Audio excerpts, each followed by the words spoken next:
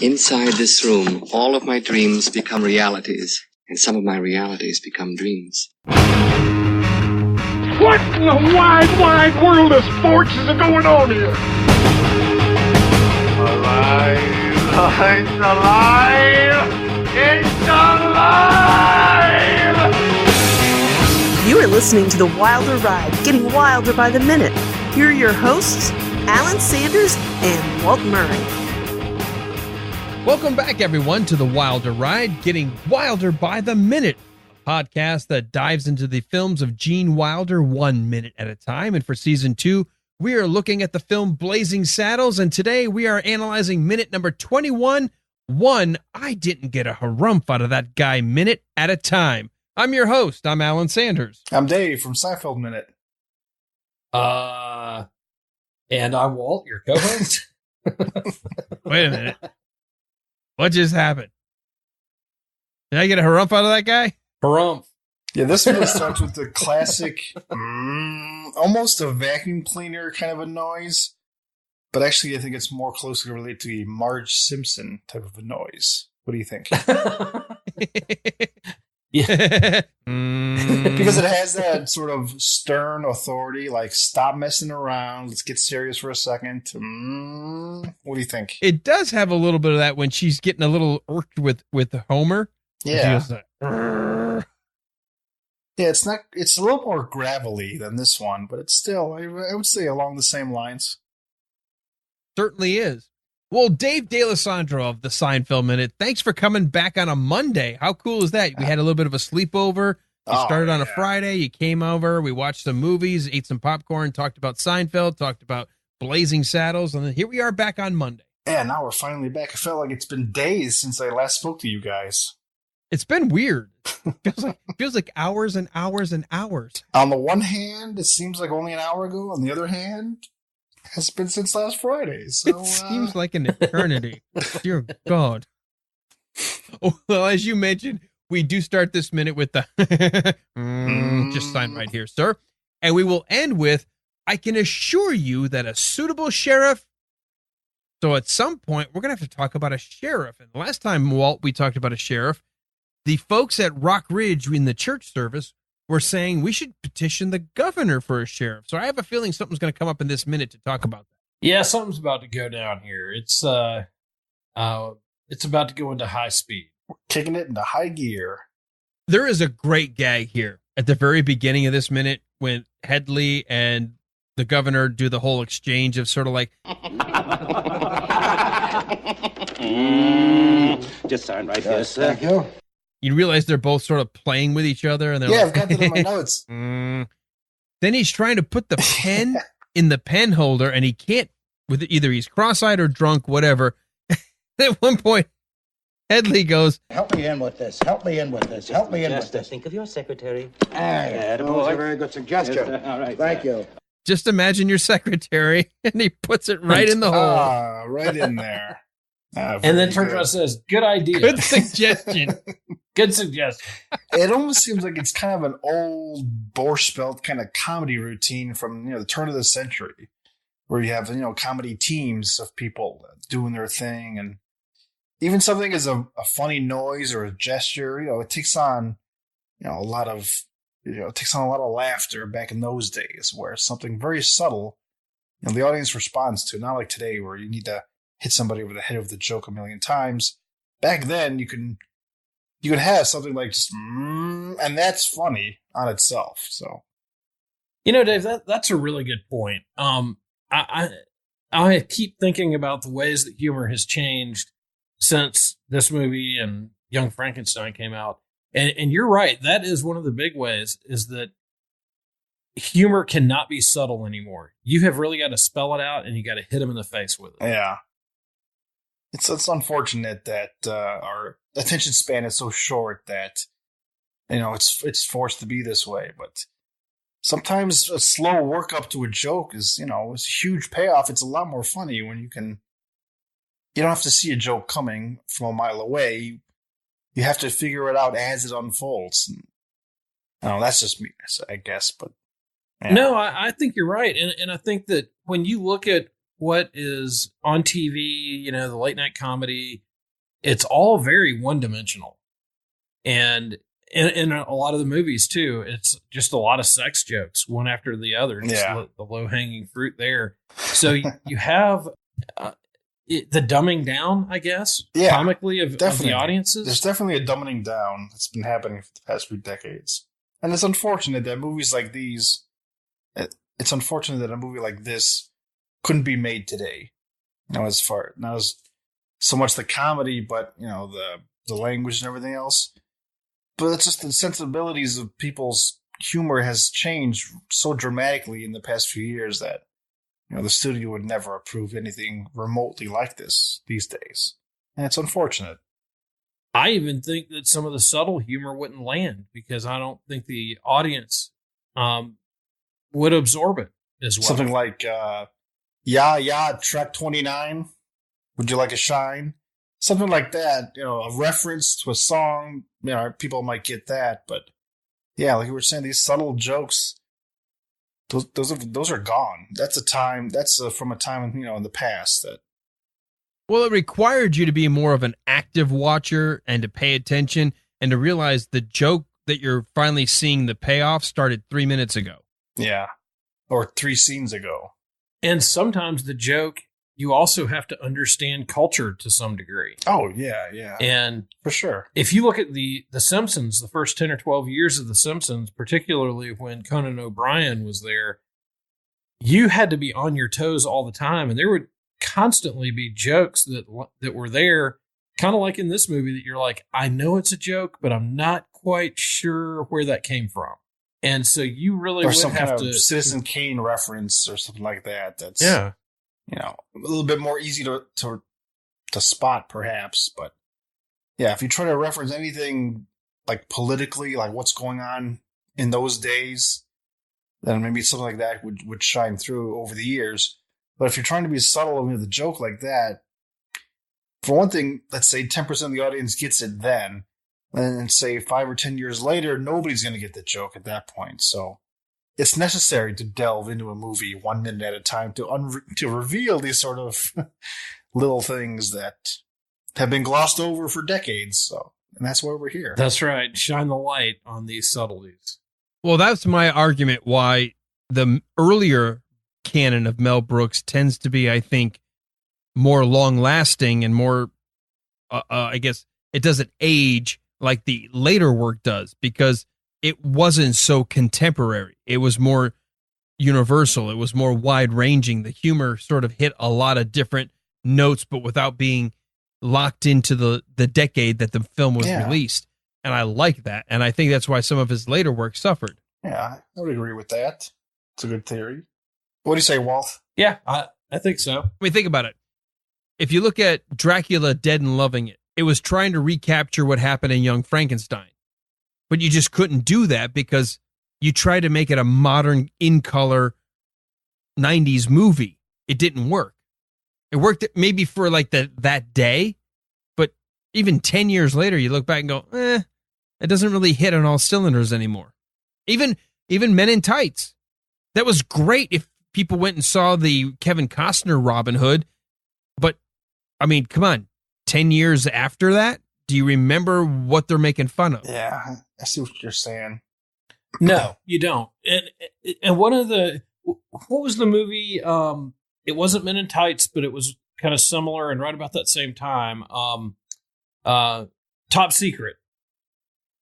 And they had the scene where the Pinto just barely taps that. I think it was a tank that it hit and it blows up. I think that's the only one, though, in Top Secret that is really relevant to the late 70s. I agree. I think the rest of it is pretty good. It translates pretty well.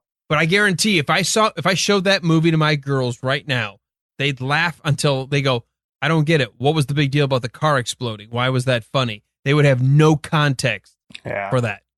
It's unfortunate. I thought about that a couple of days ago, like, all the movie references and lines that I know, my son isn't going to know any of it. Like, as far as he's concerned, all my knowledge is useless. I mean, maybe, well, that's your kids in general. Right. No, hold on a second now. You're going to find that out as they get older. Let me let me amend that statement. All the movie references that I know will be lost on him. Like, he's just gonna look at me like a blank stare on his face. Like, he may understand it's a reference, like, a joke or whatever, but it's just unfortunate that he's not going to have the same humor that I will, and he's not going to obsess over a movie. I mean, yeah, right. Hopefully he will, God willing, but I don't think he will. Like, that's the thing. No, if this helps, I mean, Walt, your kids are almost as old as mine, so we can give you, Dave, a little bit of something to latch on to. As my girls started to get into college and a little bit older, they've started to realize that some of the things that I'm really passionate about, they're like, oh, I get it now. I didn't get it before, but I get it now. So don't give up hope just yet. Okay. Because I mean, I wake up at night screaming and with these thoughts, like, he's not going to understand all my Caddyshack lines. Like, he's not going to know any of them. Well, like I said, there's something also that you're going to have to accept. Like, there are going to be some movies. I'll never forget this. We had shown our girls so many movies as they were growing up, giving them, hey, this is a fantasy. People aren't really dying. You're really trying to keep them because you want to show them the cool movies without them being freaked out. Yeah. And I one day said, hey, I'm going to put on this movie. You guys loved Harry Potter. You loved Lord of the Rings. I'm going to show you the movie I saw when I graduated high school, but it was like really, really cool. Let's watch Willow. Yeah, that did not go over. They didn't dig it. They didn't dig it at all. They didn't like Willow. Not at all. In fact, during the whole monster scene, like when the thing comes up out of the what do you call that? The moat, and it turns into like a double-headed dragon. Yeah. They said, why does it move like the Rudolph the Red-Nosed Reindeer cartoon or the Rudolph special? I was like, that's it. We're done. Did you cry over your failure? I did. I snapped the DVD and I said, we'll never watch this again. I should have left this as a memory in my childhood that made me feel good. Now all I have is like angst and derision, much like married life. We're right back where we started from. Mm-hmm. Yeah, that's the thing. Like, movies that made a huge impact on us as kids and growing up, it's just not the same anymore. Where something like Rudolph, it was only shown once a year on TV, so you had to watch it at that time. And if you missed it, you had to wait for another year. So there's no like anticipation built up to it, and you don't have to wait to see a movie. Like, the weird thing is, any movie that's been made in the past is available somewhere, somehow. You can watch it, on TV, streaming, or on the internet somewhere. And there's no sense in having to wait anymore. That's, I think, the big problem. Yeah, but you know what? There are some movies, and okay, Willow was a bad example because it isn't a really good movie, but I wanted them to like it. Yeah. The Back to the Future trilogy, they love it. Good. It holds up for generation to generation. The original Star Wars trilogy holds up. Jaws holds up. I mean, when I showed them Jaws, they were into that movie. The only thing they giggled at was when the ferry shows all these like cars getting off and they all look old and people have like the 70s mutton chops and the weird hairdos and hairstyles. Yeah. But outside of that, they were so invested in the movie Jaws that they were as into it watching it with me, having seen it maybe 200 times, as they were seeing it the first time. Oh, wow. And so there are some movies that just can transcend. And then there's some that hang on to them. They're yours, but they'll never be your kids. Yeah, I see what you're saying. I wonder, too, with the diversification of entertainment, where you've got all the streaming services, you've got, you can actually go to the theater and see movies. They are almost overwhelmed with the entertainment options. I'm overwhelmed with the number of entertainment options. Are there movies coming out now that 15 years from now are good enough and have the number of those good, hard, deliverable lines that they're going to be thinking about those movies the way we think about the movies that we grew up with? Well, I'd like to think that it's the nature of, the beast, where something that you watch as a kid over and over again, you hold on to it, that's going to be with you forever. It doesn't necessarily translate from generation to generation, but I think there's got to be something. I think it's like the ways people collect things. Like when I grew up, I would collect all sorts of different things, but I only held on to the ones that were really important over the years.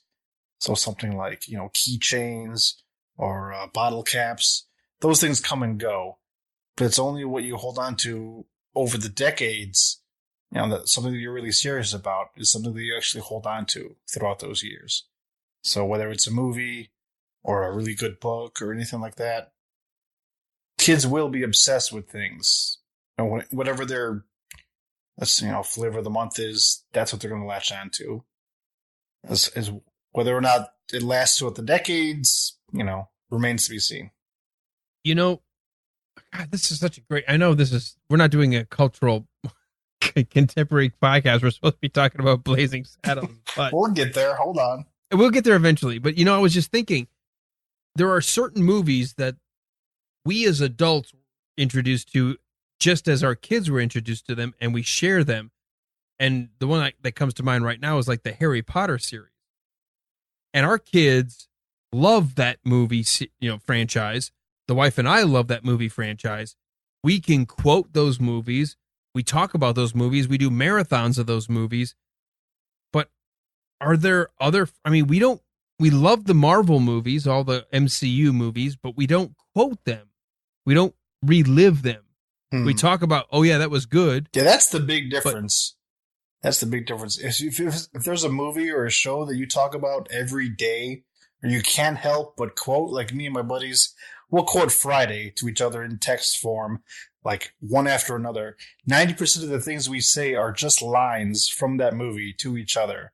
And they're perfectly, our conversations are like perfectly normal as far as we're concerned. They seem normal anyway, but they're just lines from that movie because we're, so obsessed with it. And, with my other friend, Matt, me and him quote Total Recall. It's insane the amount of times that's all we talk about. And so looking at that from the outside point of view, you're thinking, these guys are nuts. What are they doing? They make no sense. It's kind of like the way I used to look at my dad when I was a kid.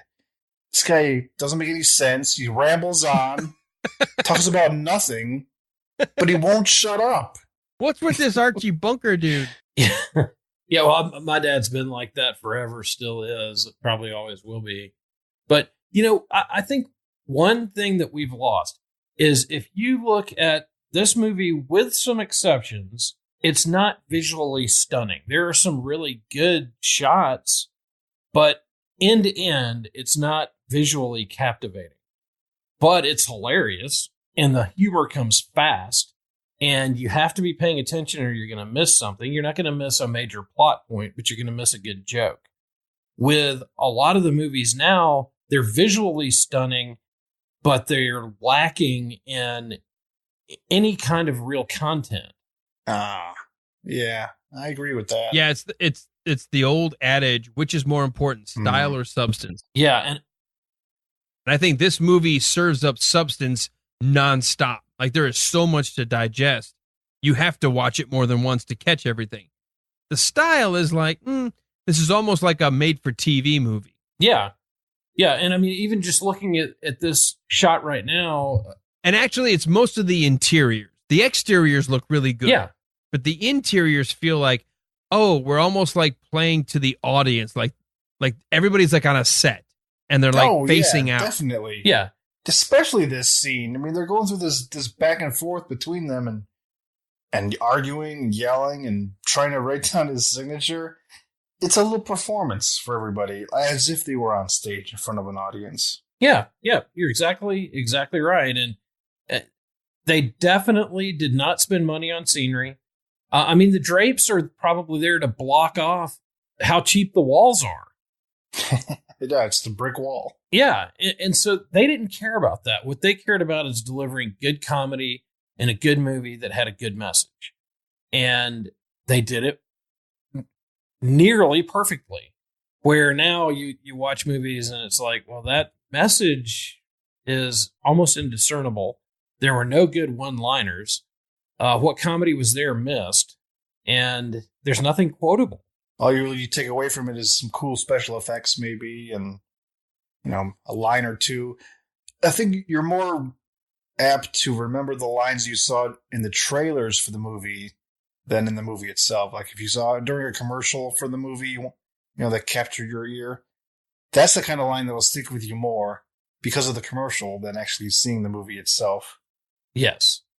I would say that there's a better chance that in 30 years at my funeral, somebody will say, I didn't get a harump from that guy, than there is that people will quote most of the movies that they see today, tomorrow. Because they just don't have that quality. They're just not as good. That's it. They're not as good. No. Like I said last minute, the only possible movie that makes it into the same category is Deadpool. Yeah, right. I would agree. Yeah. And I don't mean the Clint Eastwood Deadpool. I mean the Ryan Reynolds Deadpool. Yeah. Yeah, the Clint Eastwood Deadpool was good, but not one of his best. So, but I mean, Walt, you and I and the guys from the BK on the Air radio show, how many times do we find ourselves reenacting or repeating lines from Deadpool? Oh, constantly. So, but what other movie did that beforehand? Oh, like the last movie I think we all quote is either Jaws, Star Wars, Blazing Saddles, Young Frankenstein. I mean, it's 70s and 80s. There's nothing in the 90s. Dirty Harry, Blazing Saddles, Young Frankenstein, Jaws, the Star Wars movies, Rocky, Ghostbusters. I mean, Raiders of the Lost Ark, Ghostbusters, Seinfeld episodes. I heard my ears are perking up. Yeah. Wait a minute. Did I drop a junior mint? The air conditioner. Yeah, those are the things that we quote and will always quote because they're good and they're funny. And they tie our generation together. And David, you and I think are about 10 years apart. We have that commonality because of the quality of the work that was given to us. Yeah. And I totally agree. I don't see that happening today. And it's kind of sad. Well, with some exceptions, like you said, Deadpool, a movie that's highly quotable is something you can, latch on to. And if a movie's quotable, you're going to quote it, that week, that month, even, years later, depending on how good the movie is. So that's like today's equivalent of Caddyshack, let's say, would be Deadpool, just for an example. I could see that, definitely. Yeah. And there have been obvious changes. I mean, people don't go to the movies as often. Movies don't tie society together as much as they used to. There's so much entertainment all over the place that, I think one of the greatest shows that has been made in the last 10 years is a show called Bosch that is on Amazon Prime. Well, how many people are watching a cop show on Amazon Prime? I don't even know what that show is. Well, there you go. And it's a great, gritty, good cop show with some great one-liners and well acted, well written, one of the best shows around, but nobody's watching it because it's on Amazon Prime and not on TV. Yeah. So, well, I think it goes back to what you said like 20 minutes ago when we started this. There's so much competition for your entertainment that how can you capture everybody's attention with just one thing? Yeah, you can't. No, you can't. You can't. Because no matter how popular something is, like, even back in our days when we were kids, if the president would come on TV and do a State of the Union or something, it was on every channel. So you couldn't click away from it. You'd have to watch it for, 10 minutes or whatever it was. Yeah, and that used to tick me off. Yeah. Well, yeah, me too. But nowadays, it's, that doesn't happen anymore. If you don't want to watch it, you have 100,000 other things you could watch or play on your phone or chat with your friends. I mean, it is, now we're really starting to sound like old men, but that does seem like you're inundated constantly with, all this stuff. It's you don't have time to just sit back for a minute and just relax. No, you don't. So what we're telling people is get off the lawn of our podcast. You kids. Now, let me say this. On the flip side, I am not anti-advancement or anti-technology. I love the fact that at any given time, I can watch almost anything, anywhere, without fail. I mean, I can either rent it, buy it, find it, it's playing, on demand, whatever. That's cool. That is but a big there's a big downside. advantage, And the downside definitely. is we're not as culturally connected with certain things anymore. Yeah. Nobody cares. Like over here, I mean, in my house, we don't have local TV. We don't have an antenna, no cable. All we want, we stream stuff online or we watch a movie or something, and that's it. I don't watch local news, and since we've stopped watching local news, I don't get depressed so much anymore. That is such a funny thing to say. I know this has nothing to do with freaking our podcast or Blazing Saddles. News is nothing more than just another medium of packaged entertainment. It's a different kind of entertainment, but it is packaged and sold and given to you for ratings. Yeah. Yeah. Much. And if you turn it off, it's amazing where you're like, oh, wait, the sun still comes up. It still sets. I'm okay. Yeah. You go outside, you hear the crickets chirping. Yeah, life is good. I find myself flipping on the local news just to get traffic and stuff like that. Or I listen to your show because of the entertaining people that you have on. My show?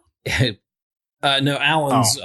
Alan does a morning news show. I was going to say. And it's got a lot of local flavor to it that is pretty hilarious.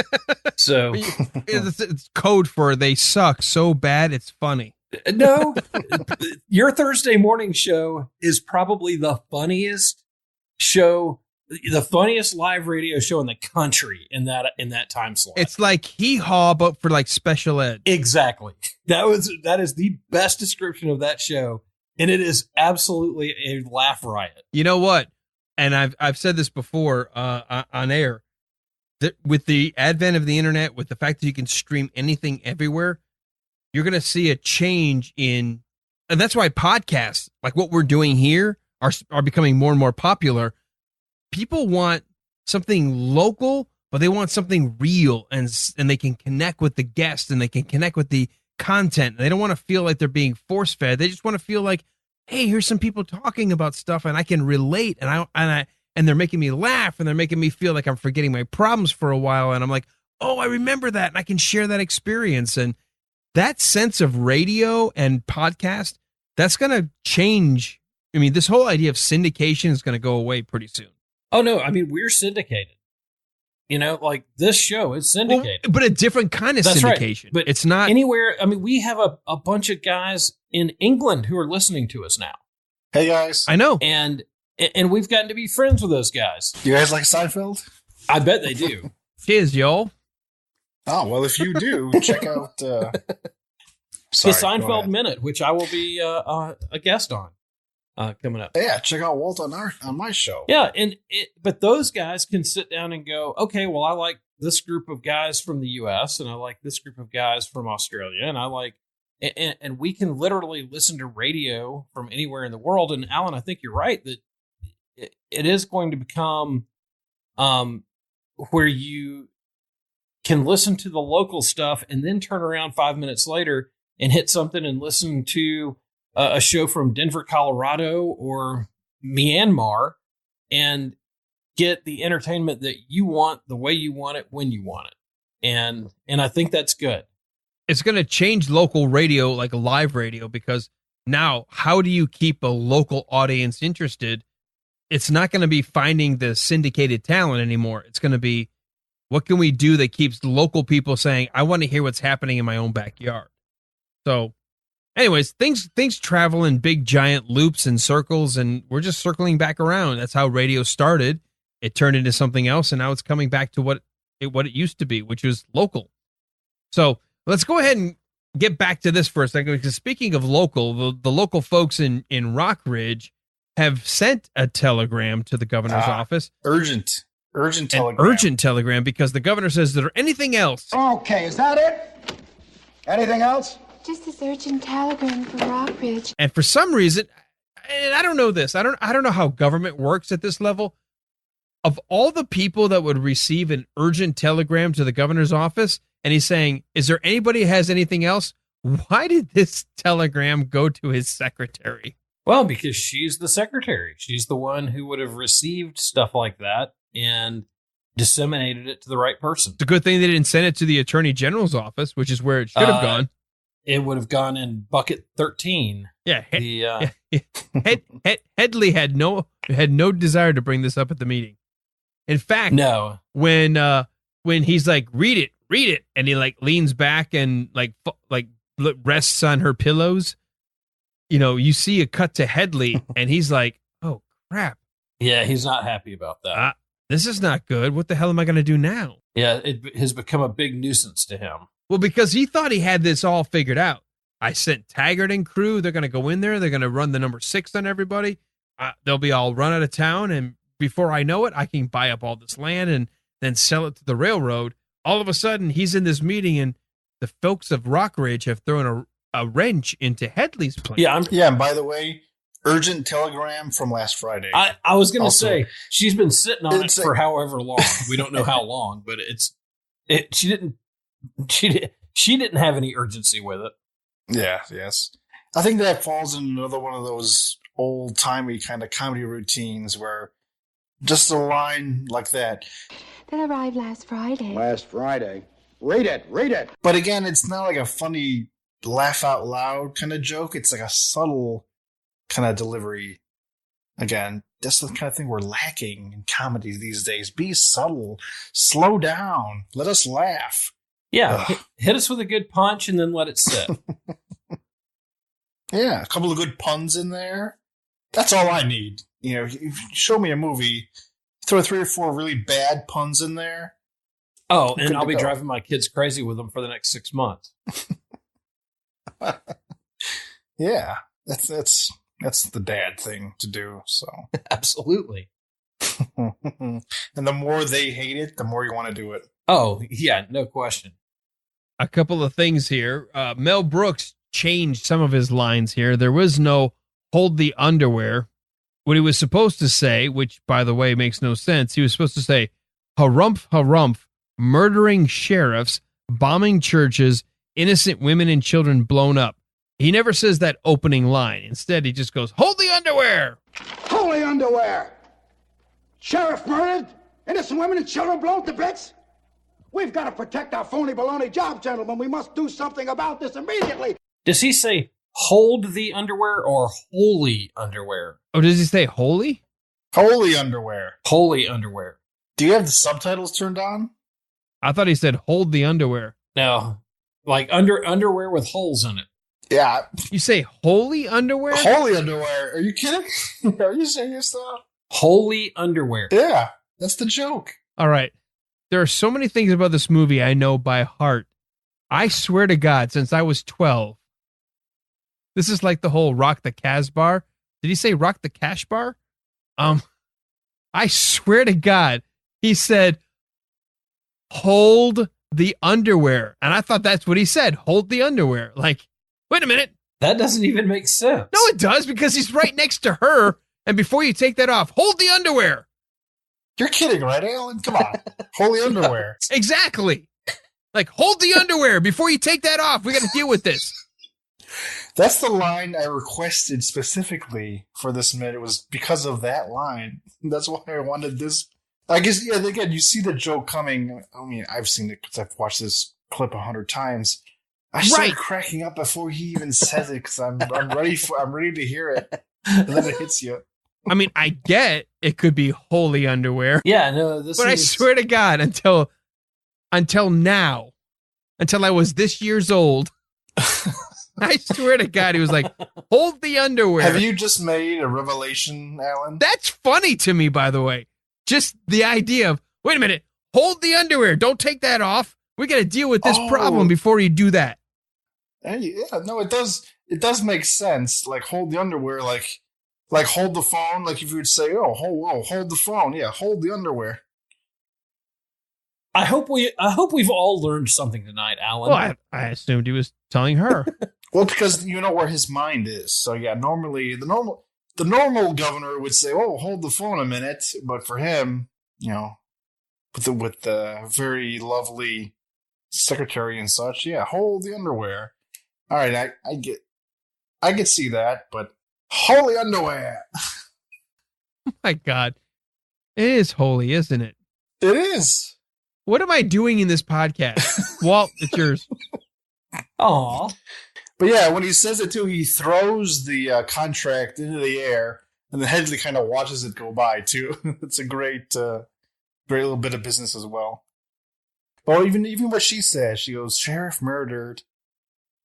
What does she say exactly here? Her lines is, Sheriff murdered, church meeting bombed, reign of terror must cease. Send your sheriff immediately. Is that supposed to be some kind of like a limerick, almost kind of delivery there? Like cease and immediately, they almost rhyme. Like they're trying to go for some kind of. Am I looking too deep into it for that? well, there's the long E on meeting, cease, and immediately.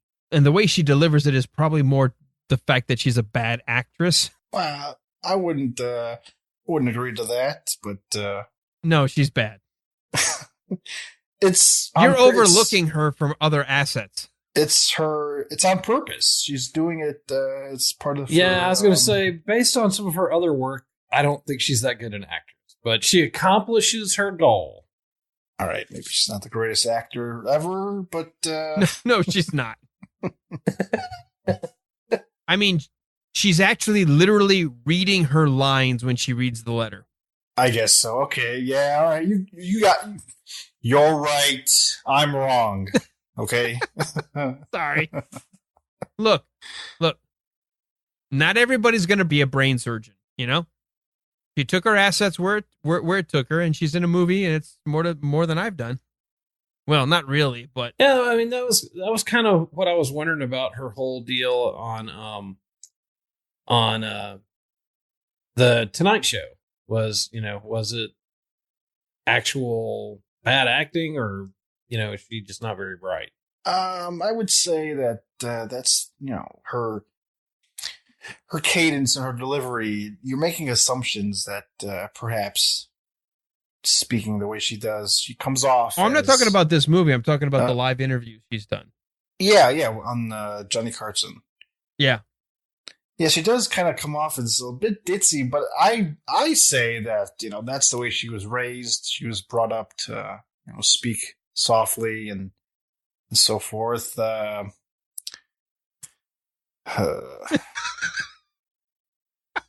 trying to wait for you to dig yourself out of this one. All I'm saying is that you don't have to be ditzy to talk ditzy. True. Yes. It could be her shtick. Could be. You're right. It could be that's the thing that she does. That she made, and she's stuck with it. It could be that's what she does, and that's how she gets what she needs. It's possible. And so now with this wild harumph, that's taking us back to your previous podcast in Young Frankenstein, if I may. What's the word? Segue for a moment here. Sure. You must. You may. The harumph. It's almost like that Walla Walla scene. I think it was in minute 84 of Young Frankenstein, when the monster is chained up. Oh yeah. In that little cell, and you see a couple of townsfolk. Yeah, and people are yelling in the jail they're window. kind of blathering, trying to yell, but it all comes out, garbled or whatever.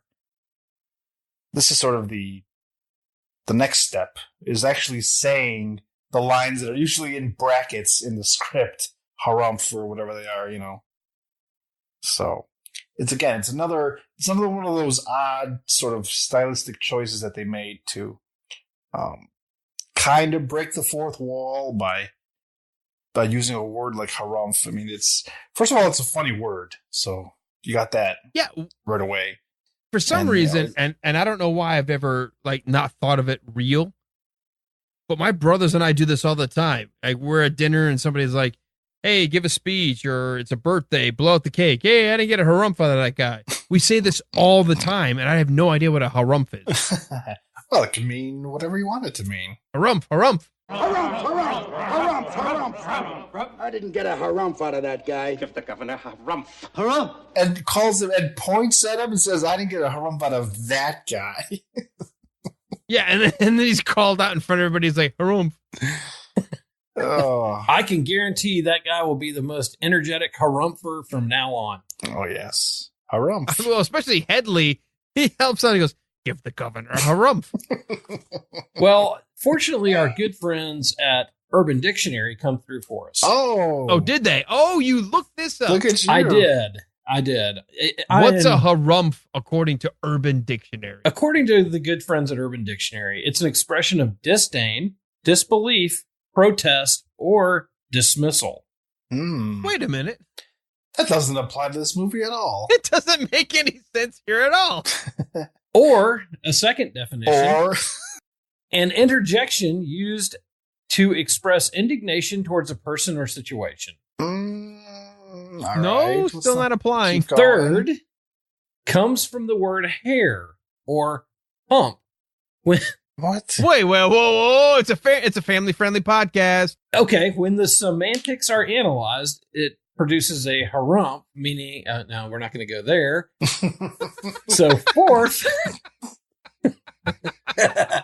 You listeners can read that yourself. yeah, the wings came off of that one. Oh, that's really fast. urbandictionary.com. Fourth, Make sure you've got all your malware filters up to date. Clear history. yeah, I'm not clicking on the links on that one. Yeah, no, don't do that. Not advised. A way to express. We at the Wilder Ride are not going to suggest you click on the link. Just from the don't Urban go to Dictionary. Urban Dictionary. Just let us do Yeah. that for you. Let us take the risk. Let us do the dirty work for you. Yeah. So a way to express oneself in joy, such as, well, we're not going to read that one. It was first used by paintballers and now online gamers. What? I'm not even going to get into all that nonsense. All right. But and then finally, to express great agreement, admiration, approval, or celebration. There it is. Okay, that one applies. I think we should get ice cream. Harumph! Indeed, we shall. Harumph. Let's get some ice cream. So we're going with definition number 5 from Urban Dictionary: to express great agreement, admiration, approval, or celebration. All right. Uh, I'll give that a harumph. That sounds Harumph. good. I didn't get Harumph. I didn't get a harumph from that Dave, Oh, we didn't get a harumph out of you. I'm waiting. Still didn't get it. I'm waiting for you to tell you to give you a harumph. Give that guy a harumph. Harumph. There we go. Harumph. I'm going to be watching you. All right, and then he. So bad. What's the deal? What are we doing, Walt? Can we just quit? What's the deal with that pen holder on the desk as well? You see, there are 2 pens, like a spot for 2 pens on either side of this. Like, what's that thing in the middle? Like an incense burner? What is it? It's an inkwell. Inkwell? Yeah. Is it really? Yeah. Oh, Yeah. damn. I think so. I think that's what that's supposed Either to be. that or a genie lamp. Hey, but are those? He wished he was the governor. First, he wished to be governor. Then he wished for a well-endowed strumpet. And he's waiting for his third wish. But are those like fountain pens? Or are those? Yeah, I think they're fountain pens, even though he never does dip it in the ink. Right, he doesn't. But if it's 1874, yeah, the Bic ballpoint pen hasn't been invented. Okay. Well, yeah, I don't want to blow the reality of this movie. Yeah, heaven forbid. Well, as opposed to the namesake of the governor, Le Pétomane, as we end this minute, Lamar goes, Gentlemen, please rest your sphincters. Well put. Thank you very much, sir. As Attorney General, I can assure you that a suitable sheriff. and that's where we end this minute. Well, that seems like a good end. Yes, I had a couple other small points, if I may delve briefly. Oh, you're not going to wait for me to ask? You're going to change the format? You're going to do something that... All right, fine, Dave. Do you have anything? What are those things hanging from his like vest? There's like it looks like a little coin hanging like a little chain From whose vest?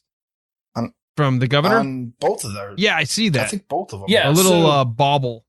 I think what that is my great grandfather had a had he was a really sharp dresser. He ran the dry cleaners there in town, and he had a pocket watch that hung on a chain that would link to one of his buttons so he wouldn't lose it. And then it had a little kind of thing that hung on the end, a little decorative thing. And I think his came from the VFW or one of the other similar clubs that he was a member of. He was the mayor of the town. Harumph. And they all had their own little coin or emblem or whatever, and they would hang them on the end of that chain. So it's like a little decorative type of thing then. A little bit of bling. Yeah, a little decorative thing. Oh, his came from the Kiwanis Club. Uh-huh. So that's what was on the end of his pocket watch chain, and I think that's what both of them have. All right, so it's like the equivalent of having a pin on your jacket or something like that. Yeah, sure, lapel pin, tie tack. Okay. Yeah. See, I thought I read somewhere when I was a kid that it was like a miniature like pair of handcuffs that he had hanging on not the governor, Hetty. I thought I read that somewhere. I mean, it could have been. It makes right, yeah, but like a little pair of handcuffs, only big enough for to put your finger in them. Like he sort of wants to give the feeling of authority without actually having any authority himself. Well, he is the attorney general. Okay, so that would make sense. My dad had a tie pin that had handcuffs on it when he was back in the 70s when he was in law enforcement. Okay. Maybe that's where I was. Maybe that's how I stumbled upon that. That makes more sense. I mean, that's what it looks like on Headley. It looks like they both have something. Like the governor's more like a gold disc, where Headley's more looks like a open circle, almost like you said, a miniature handcuff. Yeah, and that would probably have been given to him as a kind of a token of appreciation by somebody in law enforcement.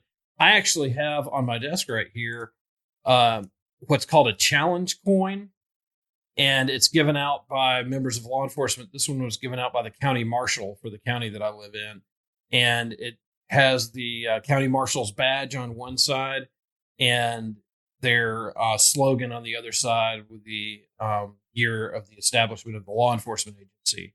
So if you meet a county sheriff, a lot of times they will, if you've done something to help the department or whatever, they'll hand you one of these challenge coins just as kind of an appreciation for what you did. Okay. And I helped the county marshal make an arrest of a guy. I got them some information that got a guy arrested. So,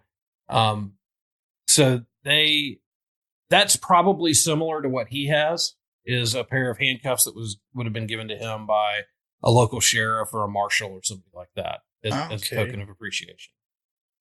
Yeah, but those are miniature. Yeah, they're miniature. They would have been miniature. Like the tie clip that my dad had was a small tie pin. So it's changed over the years because people don't carry pocket watches or wear ties normally anymore. And you sure don't wear a tie pin normally. Yeah. So, and nobody wears jackets, so we're not wearing lapel pins anymore. Yeah, or vests. Or vests. Frilly shirts. So, people don't wear anything anymore. What's the deal? Yeah. So everybody, in law enforcement is carrying around these challenge coins, which are pretty cool. The real nice ones are the Navy SEALs. They have some really cool challenge coins. Excellent. Nice. Dave, you got anything else for this minute? I think that wraps up all my notes. Oh, one final thing. There are no N-bombs in this minute or the previous minute. No, you dodged all those. Yeah. Yes. These were very comfortable minutes for us. Walt, do you have anything that we missed? I do not. I think we have beaten this minute into submission. All right. Oh, one last thing. I just got here in my notes. At the very end, with him putting the pen to the nose and back and forth, again, is that to demonstrate, I'm not drunk at all? Look. See, that's why I keep thinking he's either drunk or on something, because that seems like a sobriety test. I would say, I keep going. That's exactly what I have. It's like a sobriety test with your finger on the end of the nose, which, again, I don't think people do that anymore these days. It's another one of those things lost to the 70s, along with so many other things. You know what I keep thinking as I'm looking at him is, I have ADHD, and it was a lot worse when I was a kid. And these are all things that I would do in class. Just as you put a pen up to your nose around oh yeah, I mean, I did all kinds of crazy stuff. Oh wow! And when I'm sitting in class now, I go nuts. I just finished 18 hours of CE credit the other day, and I was going bonkers. But I fiddle with stuff all the time. I'm constantly playing around and just distracting myself as I'm going through these classes. And he almost has that same kind of hyperactive mentality. Yeah, but I'm going to go with what Dave's saying. I think he's doing sort of like his own self-sobriety test right now. That would be typical of an ADD person. Yeah, but for what? But why? Yeah, but why would you do that? Just for something to do? He's bored. Well, exactly, which plays right into my my theory. Well, all right, so he's a drunk ADD, whatever. Yeah, womanizer. Yeah. Well, I remember when I was a kid, when I would be bored in class, I would sometimes like tap with my fingers on the desk, and if I would do it with my left hand, I would also want to do it with my right hand as well. So there would always be a balance with even while fidgeting. You bring balance to the force. Yes, exactly. Speaking of the force, by the way, folks, we want you to stick around this next few minutes. We're going to have the guys who started this whole Movies by Minutes format. We're going to get Pete the Retailer and Alex Robinson joining us for the next few minutes. So before I plug them and plug what's coming up tomorrow, Dave, this is your last minute with us, so take a minute to tell people where people can learn a little bit more about you. Yes, thanks. Me and my girlfriend run Seinfeld Minute podcast where we, yes, you guessed it, analyze episodes of Seinfeld 1 minute at a time. We're just wrapping up the Cheever letters currently. And if you want to listen, the only place you can subscribe to the show is on SeinfeldMinute.com. We're going to have Walt in this next episode. By the time this episode airs, we should have wrapped up the Cheever letters. So Walt will be on, I think it's number 21, I think. 21? Yeah, 21. Yeah. So you can catch more of Walt on our show. And if you're interested in catching more episodes of Seinfeld Minute, you can vote on the next episode we'll be covering. The voting app has been reinstated. Thank you very much, pollcode.com, for supplying the HTML for that little app we got there. All the information is on the website, SeinfeldMinute.com. Walt, it's only really the beginning of the week, but we've got a lot still to come here in Blazing Saddles. So if somebody wants to get all caught up and they just stumbled upon us because they were at Seinfeld Minute, they heard your episode, and they want to be part of this, how can they go back and catch up on all of Season 2 as well as Season 1? You can do that a couple of different places. The best place to find out everything that is The Wilder Ride is thewilderride.com. And from there, you can find links to our bios, to the old shows, to all kinds of other stuff. You can also go on iTunes or Stitcher or any other podcatcher and subscribe to our show. And from there, you're going to get all of Season 1, which was Young Frankenstein broken down a minute at a time. You will also get a couple of our bonus episodes from Christmas Vacation, and Poltergeist. You will also find our interview with Beverly D'Angelo, which was pretty awesome. And she, of course, was the one of the stars of Christmas Vacation, played the mother and wife on there. And that, I listened to that interview you had with her a few weeks ago. Very good, very good. Yeah, it's a blast, isn't it? I mean, she is a live wire, so she's a lot of fun. She basically took a breath at the beginning of the hour and talked for an hour straight.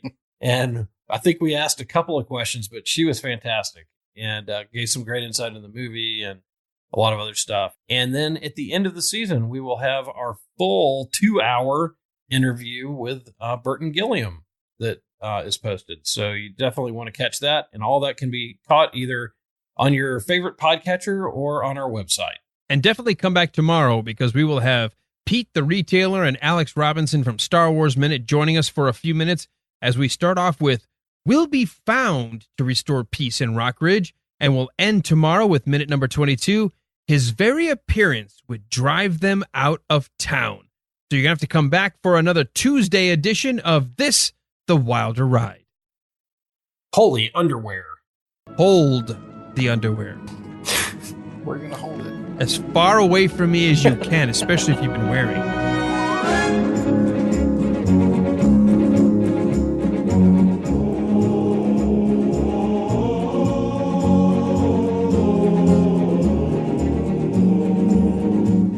Yeah, these podcasts, they just absolutely crack me up.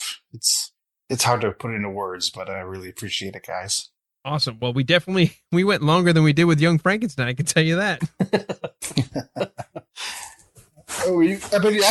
I skipped over a bunch of stuff on my notes too, so we could have gone for another hour, but yeah. Well, knowing Walt, we would have to get back to. Yeah, but I'm running out of energy fast here. You know what? If I taught Walt what it was like to edit these, he would suddenly be a lot more crisp. We would have 10-minute episodes. Yeah, you're not kidding, man.